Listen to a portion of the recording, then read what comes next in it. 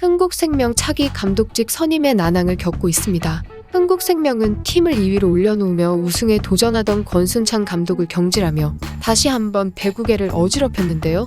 이어서 선임된 김기중 감독은 선임 발표 닷새 만에 자진 사퇴하고 맙니다. 흥국생명은 김기중 선명여고 감독이 심사숙고 끝에 감독직을 고사하겠다는 의사를 전달했다고 밝혔죠. 문제는 차기 사령탑 선임인데요. 흥국생명은 거짓말처럼 지난 시즌 부진을 씻고 2022-2023 시즌 V리그 우승에 도전하고 있습니다. 배구 여제의 김연경 선수의 합류로 흥국생명은 다시 한번 과거의 영광을 되찾으려고 하고 있죠. 이제 막 정규 시즌 반환점을 돌았는데 본 배구까지 고려하면 최대한 빠른 시일 내에 정식 감독을 데려오는 것이 중요한데요. 새 감독 선임 전까지는 김대경 코치가 감독 대행을 맡을 예정이지만 그는 큰 경기 경험이 부족한 30대 지도자입니다. 지난 1월 11일 현대건설과의 치열한 접전에서 패한 흥국생명은 노련한 감독의 부재가 아쉬움으로 다가왔죠.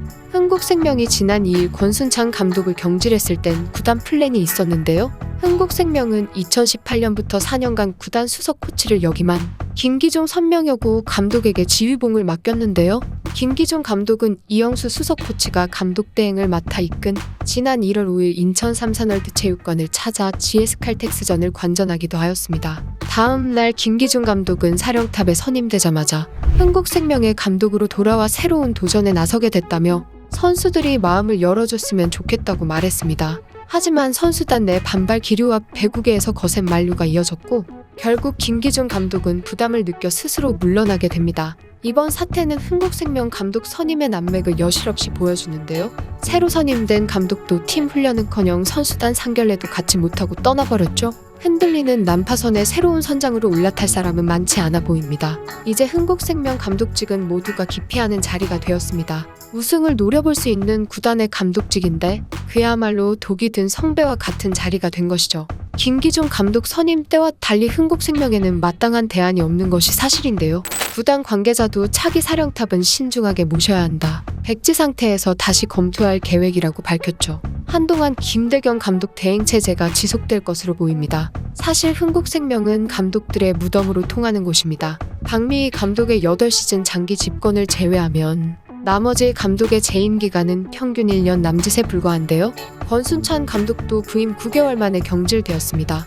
흥국생명은 지난 2005년 V리그 출범 후 여자부 7개 구단 중 가장 많은 10명의 감독을 선임했습니다. 이 가운데 7명이 시즌 중 사임하거나 경질되었죠. 과거 경질한 감독을 다시 데려오기도 하고 한 시즌에만 무려 3명의 감독이 지휘봉을 이어받은 적도 있습니다. 시즌 중 정식 선임돼 불과 72일 만에 물러난 경우도 있었죠. 최근 열흘 사이 흥국생명은 권순찬 감독 경질, 이영수 감독 대행 자진 사퇴, 김기종 감독직 고사, 그리고 김대경 감독 대행까지 전례를 찾기 어려울 만큼 혼란스러운 모습을 보이고 있습니다.